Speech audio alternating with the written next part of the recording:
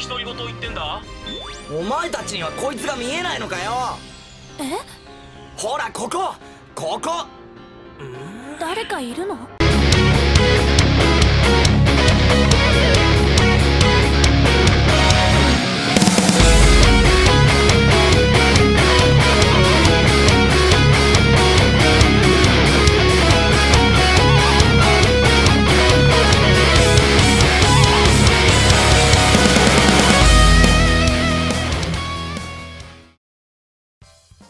？With Yu-Gi-Oh! 7's just around the corner, I thought to pass the time it'd be a good idea to do an animation breakdown of the series that started the last decade, Yu-Gi-Oh! Zexal.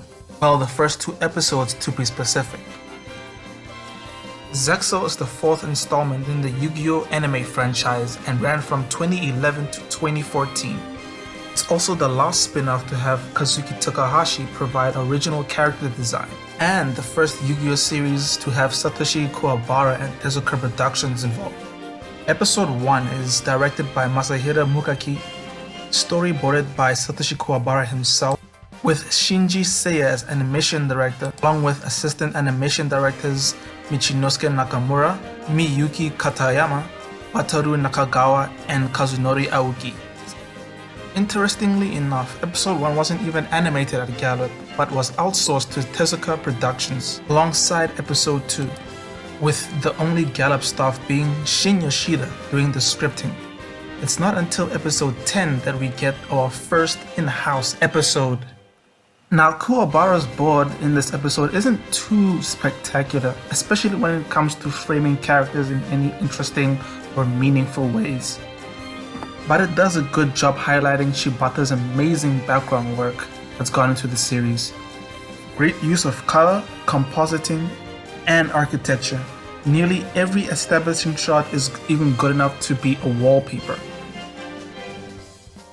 Now, something that makes this episode stick out most from the rest of the series is the abundance of Astro Boy-esque corrections from Shinji Seiya, who unsurprisingly has done character designs for the Astro Boy 2003 anime. As shown with the characters having big, almost squared eyes, cheek lines, cheek highlights for close-ups, to eyes having more than 2 points of highlights in the iris. Now moving on to the actual animation highlights of the episode. Now, unfortunately, due to there being little to no information about the key animators on the episode, some cuts are gonna have to be left uncredited for the time being. Among Yu-Gi-Oh! Premieres, Zexal very well ranks second as one of the best looking premiere episodes, right behind 5D's premiere episode, mainly due to the number of good cuts shown, along with direction and storyboarding. First cut comes from the moment Yuma frantically rushing to go to school. This is probably one of my favorite cuts of the episode as it contains so much energetic character acting, great expressions, and exaggerated posing, showing right from the start the kind of character Yuma is. The next few cuts come from the actual duel itself, starting with the Big Jaws summon animation. Although short, the water effects shown here are actually pretty good. Next is the Big Jaws attack, which also packs some good spiral water effects along with some good debris work. And finally, the only credited cut on the episode, which is the Zeus's Breath attack, animated by freelance animator Toshiyuki Anzai. Definitely the longest cut in the episode at 24 seconds, excluding some of the cutaways, showing some good layouts on top of some wind, smoke, and lightning effects animation.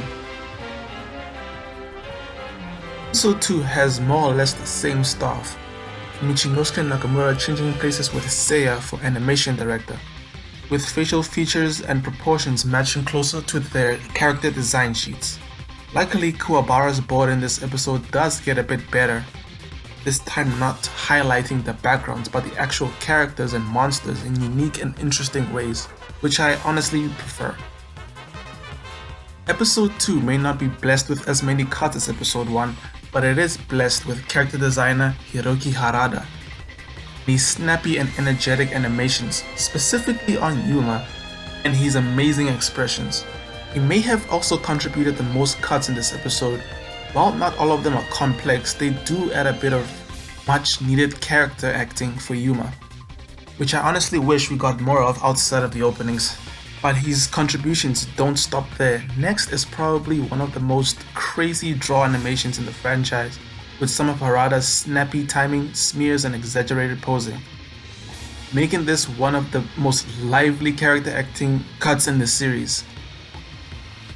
While these two episodes aren't exactly filled to bursting with great sakuga, they do a great job of setting the tone and energy for the rest of the series, while also showing off the ambitious new art style the franchise would don for the past 10 years.